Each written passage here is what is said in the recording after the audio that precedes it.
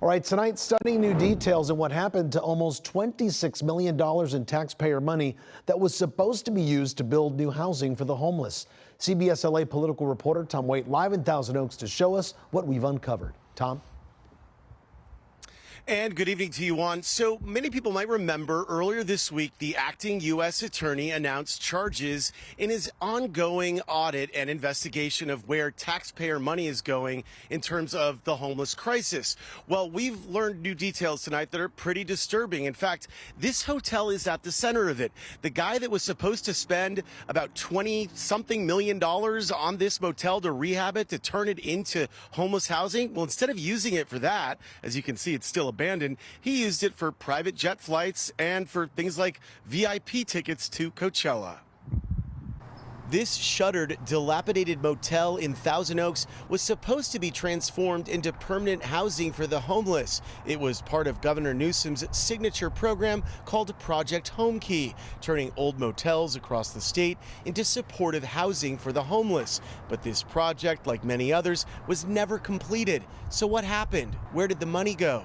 U.S. Attorney Bill Essayli this week announced charges in connection with this project, claiming the funds were stolen. Federal agents arrested Cody Holmes, a 31-year-old Beverly Hills resident and the former CFO of Shangri-La Industries. Our investigation has showed that at least $2.2 million was diverted to pay Mr. Holmes' American Express bill. Stolen, the feds say, by Holmes to fund a lavish lifestyle. According to a civil complaint against Holmes, he spent $53,000 for VIP tickets to Coachella, $43,000 for a flight on a private jet, $111,000 on an Hermes crocodile bag, $5,000 monthly for a Ferrari Portofino lease, $35,000 on a diamond-encrusted Audemars Piguet watch. There were also payments for expensive properties in Beverly Hills, a student loan payment, and more. In all, his company received $26 million to rehab this motel, and it appears almost nothing was done. Even though the developer received all the money from the state, the developer did not complete the construction. Shangri-La got over $100 million in state contracts to convert 7 motels across California. Only 2 were ever completed.